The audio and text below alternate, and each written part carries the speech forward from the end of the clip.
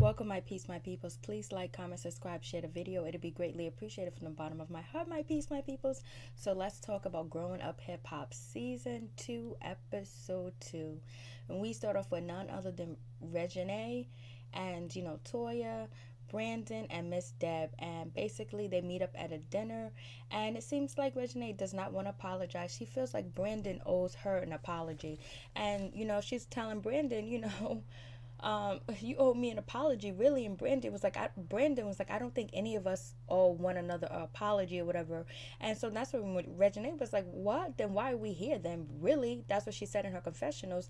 And she was also like, sometimes I get upset, sometimes I get mad, and I overreact. I get upset when I feel like someone's disrespecting me. I clap back.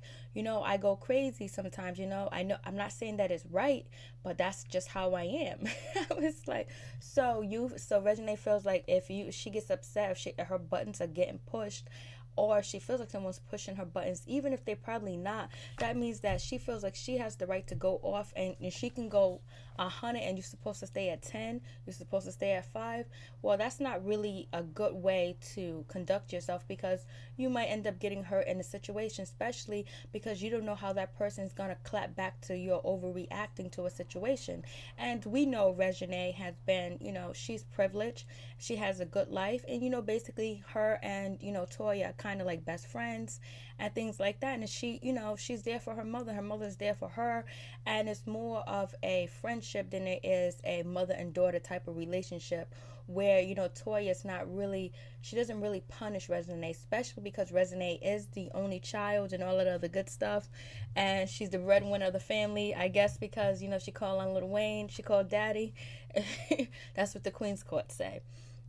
So anyways, moving on from that,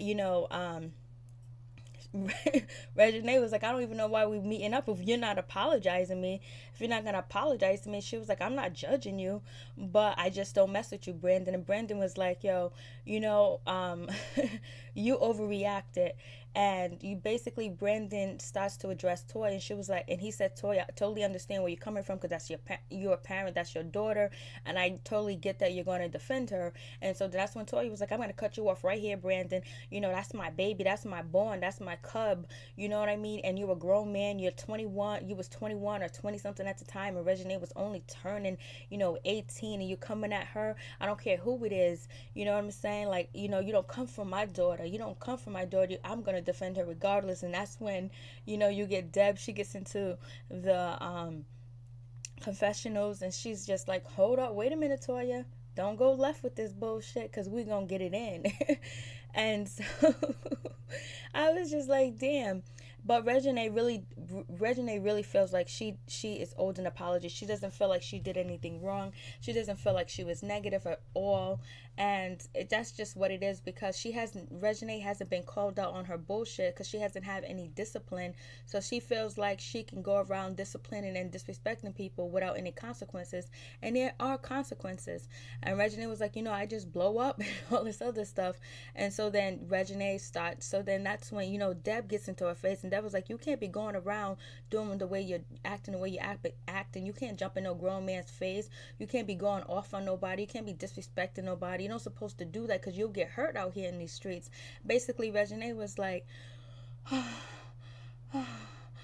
she just starts to cry, and she, because Deb was right. She was like, you're not supposed to jump in no man's face. So Deb was actually disciplining Reginae, and she couldn't handle it. And Toya was looking at Reginae like, oh my god, like, I don't know what's gonna happen. Is she gonna go off? And Deb is worried about Brandon going off, because Toya is kind of being a little bit slightly disrespectful, but Reginae's like, why are we here if you ain't gonna apologize? Where's my apology? Basically, she's like, yo, I'm the head in this situation, so it is what it is. But Deb got into Reginae, and then that's when Reginae, she just started crying, because she hasn't been disciplined like that. And she was like, I'm a real sweet girl, I'm a real nice girl, and people just don't understand that. And you probably are a nice girl, you probably are a sweet girl, especially when you put the lotion on your mother's feet. That was nice of you to do that for your mother.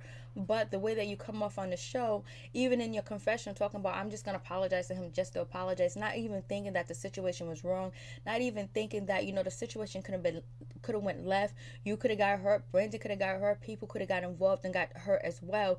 Like, you're not thinking about the consequences, you're not thinking far, you're thinking just as a immediate effect. You want immediate reaction. Like, you're not thinking of, you're not outweighing the whole situation, you're not looking beyond the situation of what factors could possibly come and happen. So, anyways, then Reginae, after she gets disciplined by Deb, she starts to cry. Then that's when Toya jumps in, was like, my girl has been mistreated. Her friends that she thought that would never ever do her wrong did her wrong, and mistreated her, and stole from her, and she never thought that they would steal from her and do something like that to her.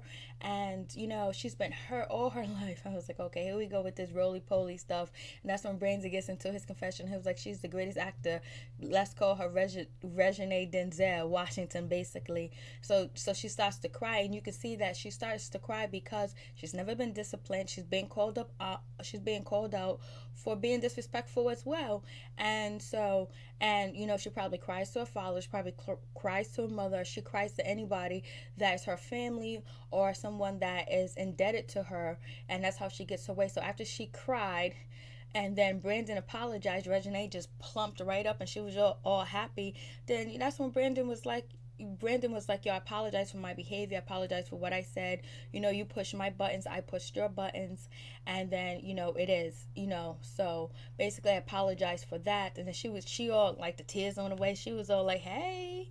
And she was ready to leave. And then Brandon was like, what about, I'm owed an apology too. And Reginae hesitated, but it could have been the camera, it could have been the editing. And so then Reginae apologized to Brandon. And then it's supposed to be kumbaya for now, but Reginae said in her confessionals, it's going to go down again. Something's going to happen because Brandon ain't going to keep his nose clean. So we see what happens when Miss Deb said to Reginae, you need to choose your battles wisely. You just can't be just jumping up and going around and getting in other people's face. And Reginae said, well, I just don't care. And when Miss Deb was like, you can't have that type of attitude, you can't be like, I just don't care. That's not how you're supposed to conduct and carry yourself. That's when Reginae started crying, because she was like, damn, my mama ain't taught me shit. And so then that's when Toya she got into it, and she just started to defend Reginae, talking about what she's been through. So anyways, then we get Zynique and Reginae, they meet up at the pool, whatever. They talk about the situation. Brandon ain't really nothing, but then they start to talk about moving in with each other, being roommates. And Zynique was like, her parents told her grandmother told her never move in with her man or her best friend. And so Zynique is kind of like having like second thoughts about it, because she was like, I don't know how we're gonna get along together, this and that. But Reginae was like, it sounds like good, it sounds like wonderful, like we can always go back home and blah blah blah, we got places to go, we got things to do, so it's not like we're gonna be at home all the time, it's not like we're gonna be there or whatever. So we'll see what happens. I guess this is going to be a new plot. Reginae and, Zynique moving in together, whatever. But then Zynique said to her, what about, your mom being pregnant? She's probably going to need you there, whatever. And so, she was like, yeah, whatever. I can't wait for the little baby to come in. And so that's when Zynique was like, after a while, you're going to be like, get away from the baby. You're not going to be want to hold it so much or whatever, because, Zynique's mom, Tiny, got a bunch of little babies. Zynique got a bunch of little brothers and sisters, even from T.I.'s side. So, the little baby thing ain't all that cute to her no more. Because she has a house. She's living with her mother with a house full of kids. And so then we move on to, Bow Wow and Shania. They meet up, and basically they're talking. Shania lets Bow Wow know that she got some boyfriend, because Bow Wow was like, who is this guy that you're posting pictures on Instagram with and all this other stuff? What's going on with that situation? I hope you guys ain't doing this and that, and so I hope he's just your guy friend. And Shania was like, no, that's my boyfriend, that's my boyfriend, we kiss, we hug, we hold hands. Bow Wow was like, oh my god, no you don't, I can't believe that. He was like, you better not do the nasty, you can't have sex until you're like 70, until you're like 80. So basically, it's always good to have like people in your life that try to discourage you from doing things, and just say, hey, you know what, we care about you so much. So at least Shania knows that she's loved, and it's good to know, like, especially for young folks or anybody in a relationship or starting a relationship, that you got people that support you and care for you, so that way you're not totally dependent on your partner for all types of support and all this other stuff, because you know that you loved out here in these streets. And so it's cool with that or whatever. So then they start to conversate, and basically she was like, JD don't know, my father don't know, or whatever. He was like, what, JD don't know? So then Bow Wow was like, yo, I want to meet him straight up. And so then, Shania was like, well, you know what, it's good if you do meet him first. That'll prep him for meeting JD. And Bow Wow was like, what? I can't believe this. He was like, yo, I don't want you to do the nasty. I don't want you to have sex until you're like 60, 70 years old. Maybe you can have sex when JD's gone. That don't make no sense, Bow Wow. And then Shania was like, yeah, that don't make no sense either. She was like, we're going to have grandkids and kids and stuff like that. And so then, Bow Wow tells, I believe Bow Wow tells Shania that, JD's out there in LA messing around with, Usher and all this other stuff. But, JD was on a Breakfast Club, and he said that Usher did not sleep with, Mrs. Sharpton. So anyways, moving on with Kushana, Quatisha Sharpton, something like that. JD was like, he did not mess with her, and JD's denying being with, Janet Jackson. We all know that's bogus. And so anyway, Shania lets Bow Wow know that, her and her boyfriend, Bow Wow was like, do you think that he's gonna be faithful to you? And she was like, he gotta be, because, I got his location, we got trackers on each other. And Bow Wow was like, that's crazy. That was me, I'll already be broken up with you. It would be over already, because I ain't cool with that type of situation, because, Bow Wow like to cheat or whatever. And then she was like, so why are you acting like this towards me when you be out here in these streets having sex with everybody? He was like, well, I was engaged twice. Sierra, I messed that up. Erica Mena, I messed that up. And I had a baby. I was with Joy or whatever. But basically, Bow Wow was like, most women want a commitment. They want a marriage. They want a relationship. And he's not ready for that. He doesn't want that at this time and point. And he doesn't want Shania to be in a relationship with anybody. So Bow Wow is just explaining to her what he doesn't want, because most women want something that, want more a deep connection and a deep relationship and a bond, a soulmate. Bow Wow was like, he can't give that to nobody right now. So she was like, all right. So they had like a brother and sister type of bond, type of relationship, type of conversation that it could benefit a lot of young people and some older people that don't know. And so then we move on to, Brandon and Ayana. They meet up, and basically she wants to get a breast reduction. Her and Amy are going good so far. Brandon wants to start a record label, and they talk about the situation with, what's her name? Reginae is all good. It ain't a big thing. But Bow Wow is really taking this shit personal with JD, working with, Usher and leaving him with Pimpin' from the Franchise Boys or whatever. And Bow Wow doesn't want JD to hear his music. And he doesn't know if he want to even work with JD anymore. So anyways, we get Ayana. Basically, she wants to do a clothing shoot or whatever. She's telling Brandon that she wants to do a clothing shoot, for her modeling her clothes. Because remember last year she had a clothing design, a clothing line or whatever. She was like, if you don't want yeast infection and you don't want your JJ showing to the world, come with me, roll with me. Then we get Reginae putting lotion on her mother's feet, catering to her mother, whatever. And she lets, Toya know that she wants to move out. Toya was like, okay, you leave, you can't come back. Once you leave the nest, you can't come back anymore. I don't want you to go, and I ain't gonna pay your bills. And Reginae was like, I just gotta be responsible. And so Reginae is going to be moving. Toya's kind of worried because there's crazy people out there. People could be following her, and she feels more safe with Reginae at home. And plus, Reginae got the whole fourth floor to herself. But Reginae wants to be on her own. She was like, all right. But we all know Toya will pay her bills, and she can come back and forth. That's her daughter, her firstborn. So we don't take no stock in what you saying, Toya. Just like her birthday party, you wasn't going to throw it, but you did. So anyways, moving on from that, we move on to Ayana meets up with Amy, and basically she lets Amy know that she wants to get a breast reduction, and Amy was like, no way, like, I don't think you should do it. And then that's when Ayana was like, I don't need your permission, like, what? And so that's when Amy was like, yo, that's a major risk. That's major surgery. Then Ayana starts crying. She was like, you know, my back hurts. You have to rub my back every night. I'm having back problems. And so Amy was like, well, use different bras, try something naturally, do something different or whatever.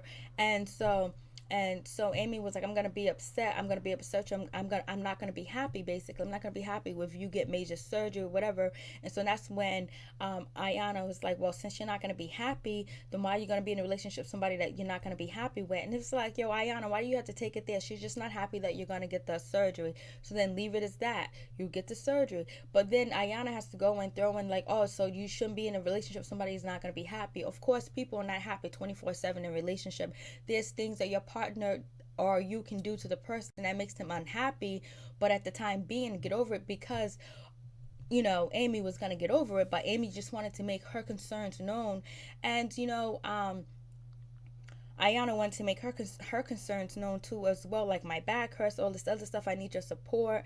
And then so um and she was like, so why are you gonna stay with somebody if you're not gonna be happy?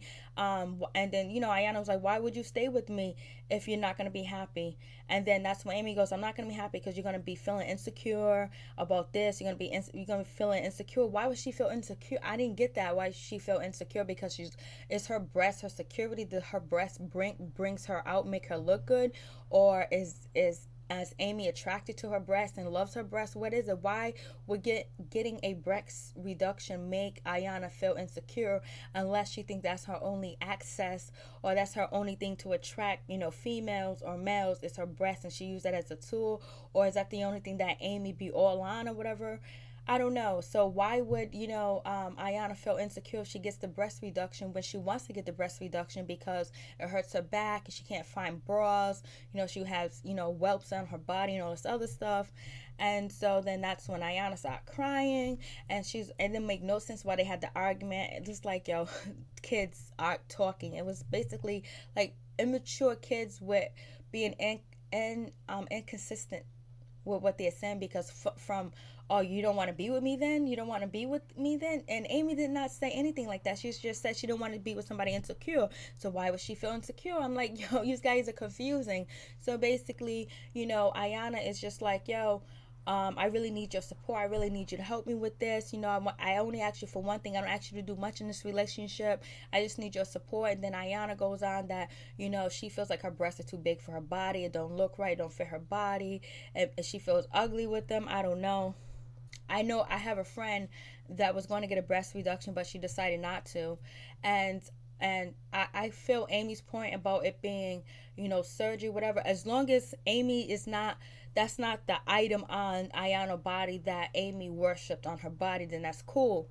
But she doesn't want her to get the surgery because it's major surgery and it could be side effects. So, Ayana should do some study and some research before she comes to Amy about the breast reduction, because all the people that I know that had any type of surgery where they had to cut them open and go in and do something, they're still in pain and nothing has changed. So I totally get that. My friend that was going to have the breast reduction, basically she went and got a custom made bras. She went and got fitted and got a custom made bra that was custom to hold it up with everything, where it wouldn't leave whelps, it wouldn't hurt her back. It had some type of back support to it as well. It was very expensive, but I think Ayana can afford it. I think it was like a couple of $100s, and I bet you they can get better. And plus, since Ayana is into fashion design, she should design bras for ladies with big boobs. So then moving on from that, Ayana is just like, well, I just really need you to support me. I just asked you to support me. You're not going to support me. And, I just can't stand it. She goes, F you, and she walks away. I really think that Ayana is immature. And I just need to know why Amy says she's going to feel insecure once she get the breast reduction, when she wants the breast reduction. That didn't make any sense. And so we get the brat. She goes snitching on Bow Wow, telling, JD that Bow Wow, doesn't want her to hear his music. She thinks that Bow Wow wants to change up and not, do music with JD, or let him hear the music or change the music. And that's when JD lets us know that he's a phenomenal producer. He has to hear it. He may not like the beat. He may not like the rap, so he might change it up. So he's going to get up with Bow Wow. And so then the brat leaves or whatever. So Bow Wow's at the strip club now because he needs to go see booties and ass shaking, whether they big, flat, real or fake. He just needs to release some stress. Bow Wow is a freak. and he is a freak because if you listen to Hollywood Unlocked in his interview, he was talking like he likes to do the nasty. He likes to do a lot of nasty things. So Well, I wouldn't call them nasty things, but anyways. So, JD was like, I produce on a high level. People don't understand that me hooking up, Bow Wow with pimping is basically me being there. I knew that they was gonna have a good relationship. I knew they was gonna work together. I knew they was gonna gravitate together. That's me working, but not physically being there. Can't people understand how I get down, how I get busy? So, anyways, JD meets up with, Shania. Shania finally catches up with her father. Basically, I thought she was going to tell her about her boyfriend, but no, she is, I guess her boyfriend's going to meet Bow Wow first. And she's letting her father know that she wants to, do clothing for little kids. And she's an artist. She actually draws her stuff and she wants, JD to support her. And then basically she was like, so where you been, daddy? He was like, oh, I was out in LA working with Usher. And she was like, oh, so you just abandoned Bow Wow?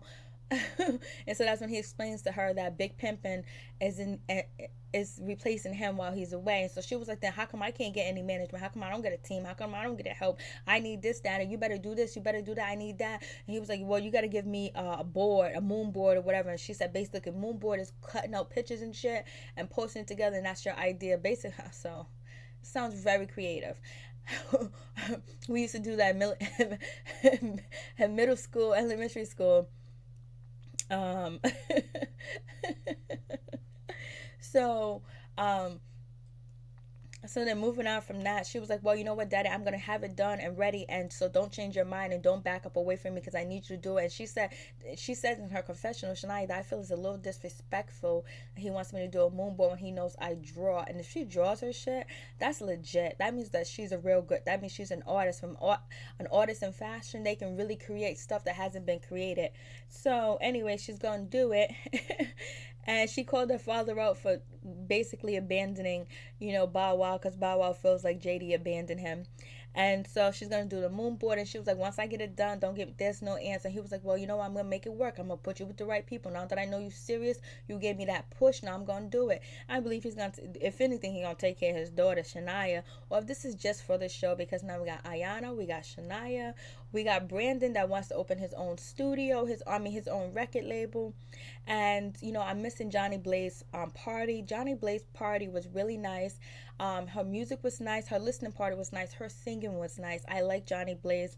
I believe that she's been abused and mistreated as a young girl and as a child, and then the decisions that she made as an adult is basically what happened to her when she was actually developing to become a woman. And so that's why she made a lot of mistakes, and I just hope that she actually makes it and she's actually successful, because she is a really nice person, genuinely. And she's really an abused woman, and for her to make it and to succeed, I think she should do an autobiography, because she's been through some trials and tribulations, some abuse that a lot of us women have been through and we haven't told nobody. So hopefully she's able to do an autobiography and actually help people to see the struggles that she went through and where she came from. And maybe like a couple of years from now, she'll probably change her outlook on a lot of other stuff that right now that she does, that she thinks it's okay, but you can tell it's coming from an abused woman, a woman that's been sex trafficked. And that's Johnny Blaze right there. She's been through a lot, and people done used her and spit her out. So it's so good to see Deb support her and believe in her and help her or whatever. But Johnny Blaze says thank you to my manager Deb. Then Brandon's in the corner was like, I don't get an effing thank you. Brandon wants his goddamn thank you. If you know anything, Johnny Blaze, Brandon wants to thank you. I don't get a thank you for a vulture coach, but. And it seems like, she's crying on Brandon's shoulder. She can't say thank you to the mother sucker. So, anyways, moving on from that. So we get Brandon, Deb, and we get Gucci Mane's little brother. Gucci Mane's little brother, I guess he got beef with Gucci Mane, and he's chilling with Deb, which is Gucci's kind of like enemy. They don't mess with each other because, Deb used to work with Gucci and Waka Flocka and Nicki Minaj. Basically, they all left her. And like she was telling Brandon, when Brandon told her that he wanted to have his own record label and all this other stuff and have a group, and she was like, yo, it's really hard work, yo, it ain't easy. Brandon was like, I got this is my dream, this is what I want to do. She was like, it ain't gonna be easy, bruh. Like, here comes the trash, here comes the drama, what you want to do sounds terrible. I don't know if she really think he can't do it, or she knows the heart problems that he's going to have, the difficult situations that he's going to have, and the drama, that she don't want him to do it. But with every occupation, there is some hazardous shit. So So we got Gucci Man brother. He's sitting there. He wants to rap and he believes that he can rap or whatever. So we'll see how they use Gucci Man brother in the situation. So Deb is doing her thing. She got Johnny Blaze. She has, Brandon with his music stuff. Now she has Gucci Man brother, which is going to cause controversy as well. So I think Deb is solidifying her spot on this show as long as it lasts. And so basically, she's just telling Brandon it ain't no joke. And Brandon was like, yo, you just gonna be mad because I'm not gonna be able to develop your artist anymore.